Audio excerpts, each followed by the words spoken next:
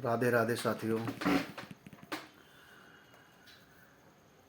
आज का हम एक जो वीडियो बना रहे हैं, इसका मेन उद्देश्य है कि कुछ लोग पढ़ लिख कर आज की जो शिक्षा प्राप्त करके कुछ प्राप्त कर लेते हैं, ऐसे पद या ऐसा जॉब कि उन्हें लगता है कि अब मैं ही सब कुछ हूँ। अच्छी बात है, आपने मेहनत की, आपने कर्म किया, आपने प्राप्त कर लिया, लेकिन उसके अहंकार में आकर ये लोग कभी कभी ऐसी बातें बोल देते हैं कि अन्य लोगों को दुख भी होता है वैसा पढ़कर। ऐसा ही हाल में एक वाकया, राजस्थान के कोई आईपीएस हैं, उनका नाम मुझे अब नाम याद नहीं आ रहा, सहाय। उन्होंने जिस तरह से परिभाषित किया है ईश्वर को काल्पनिक रूप में, मतलब प्रत्येक ईश्वर की बात कर दी उन्होंने। जितनी इस पृथ्वी पर धर्म हैं सबकी ईश्वर को उन्होंने नकार दिया कि ये सब काल्पनिक हैं। लेकिन इन्होंने किस आधार पर, किस तर्क पर कहा? जब मैंने इनकी प्रोफाइल को चेक किया तो उनकी प्रोफाइल में सिर्फ यही एक बचा हुआ है। मतलब उनका मैंने तड़का उद्देश्य है कि हमें अंधविश्वास का विरोध करना है। ये अच्छी बात है, अंधविश्वास का विरोध कीजिए, लेकिन अंधविश्वास के विरोध में ईश्वर को नहीं नकारना चाहिए। मैंने उनसे जब जाकर बात भी की, मैंने उनके प्राइवेट मैसेज किए, बात की, तो बात में वो पीछे हट गए। मैंने उनको चुनौती दे दी कि सर आप ऐसा करिए, लाइव डिबेट कीजिए हमारे साथ बैठकर। हम ईश्वर के बारे में आपको समझाते हैं कि ईश्वर कैसे है, सिद्ध करते हैं आप कहाँ ईश्वर है। अंत में वो क्या हुआ कि उन्होंने मुझे ब्लॉक ही कर दिया। वो हमारी किसी भी बात पर सहमत ही नहीं हुए। तो हम ये चाहते हैं इस समाज से, इस दुनिया से, कि इस पृथ्वी पर हम लोग कुछ भी कर लें, कितनी भी ज्ञानी बन जाएं, कुछ भी बन जाएं, लेकिन हम किसी के होने या ना होने का निर्णय नहीं कर सकते हैं। ईश्वर तो बहुत बड़ी चीज़ है। हाँ, रही बात अंधविश्वास की, तो मैं भी बोलता हूँ कि ज़रूरत नहीं है किसी मंदिर में जाने की, ज़रूरत नहीं है किसी मस्जिद में जाने की, ज़रूरत नहीं किसी चर्च में जाने की। ये जितने भी मंदिर, मस्जिद, चर्च या जो भी स्थान बने हुए हैं, इनमें जाने की कोई ज़रूरत नहीं है यदि ईश्वर की भक्ति करना चाहते हो तो। यहाँ पर कौन से लोग जाते हैं? यहाँ पर वो लोग जाते हैं जिन्हें एक आशा है उस परम पिता से या उस देव से कि चलो हम वहाँ जाएंगे, उनके स्थान में एक विनती करेंगे। ये सिर्फ आशा ही है। किसी के यहाँ जाने से, झुकने से, ये करने से आपके कर्म वो नहीं करेगा। आप जो देश या जो प्राप्ति करना चाहते हो उसके लिए कर्म आपको खुद करना पड़ेगा। तो ये तो सत्य बात है। अंधविश्वास यही है कि हम कई प्रकार के ऐसे कार्य करते हैं जहाँ पर हमारा शारीरिक, मानसिक और आर्थिक नुकसान होता रहता है। तो अंधविश्वास को त्यागिए। देखिए, हम कृष्ण के इतने बड़े भक्त हैं कि हमारा कृष्ण के बिना जीवन जीना दुश्वार है, लेकिन हमें अब कृष्ण का वृंदावन याद नहीं आता है, मथुरा याद नहीं आता है, माता रानी के वैष्णो देवी का द्वार याद नहीं आता है, क्योंकि वो द्वार, सारे द्वार मेरे हृदय में बैठ चुके हैं। यदि ईश्वर से प्रेम करना है तो ऐसा प्रेम करो कि कहीं जाने की ज़रूरत ही न पड़े। आप जिस स्थान में बैठ जाओ वही स्थान ईश्वर का बन जाए।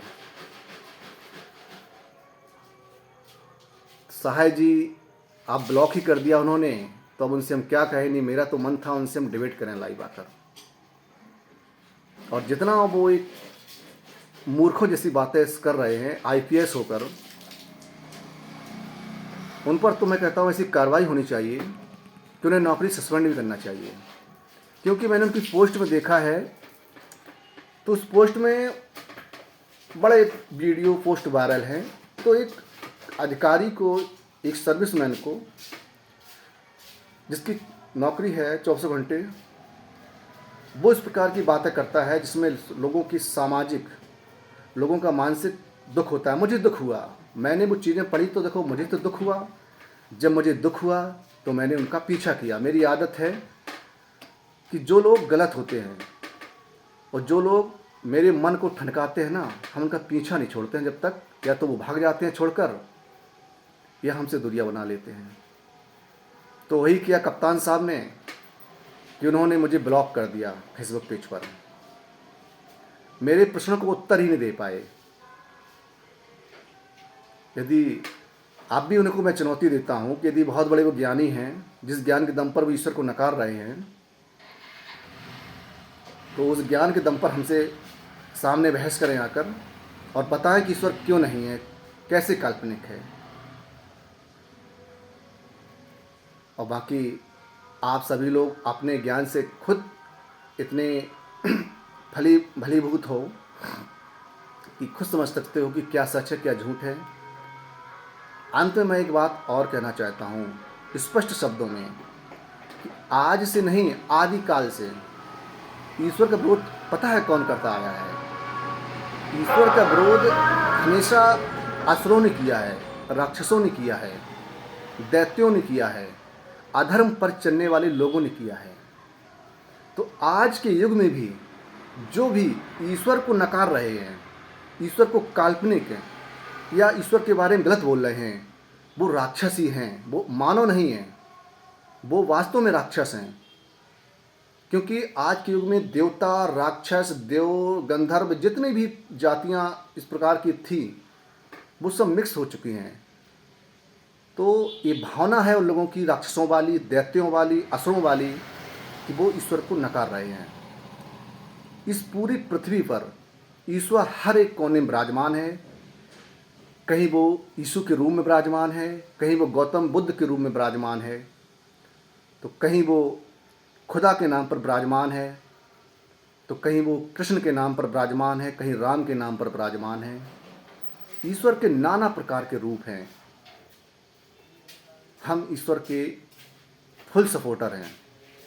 मेरा सिर्फ इस पृथ्वी पर केवल अब इसमें वर्तमान में एक ही कर्तव्य बचा है, ईश्वर की भक्ति का गुणगान करना। जो लोगों के मन में ईश्वर के प्रति नकारात्मक भावना पैदा करते हैं, ऐसे लोगों का विरोध करना, ऐसे लोगों को शिक्षा देना कि आप गलत रास्ते पे जा रहे हो। यदि इन शब्दों में कुछ मैंने ऐसा बोल दिया हो कि आप किसी की भावना आहत हो तो उसके लिए हम क्षमा चाहते हैं। फिलहाल मेरा एक ही कर्तव्य है, प्रेम। जहाँ प्रेम है वहीं ईश्वर है, जहाँ प्रेम नहीं है वहाँ आप कुछ भी कर लो, सोने के मुकुट पहना दो, चाहे कितने सूर से तिलक कर दो, कुछ होने वाला नहीं है। इसलिए ईश्वर का मकसद है, ईश्वर का मतलब है प्रेम। ईश्वर पूछता है प्रेम को। यदि तुम्हारे अंदर प्रेम नहीं है तो किसी प्रकार का आपके पास ईश्वर नहीं है।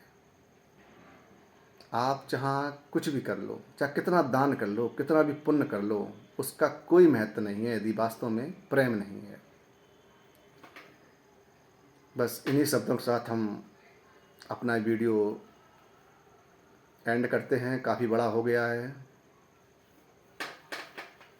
श्री राधे राधे राधे, श्री राधे।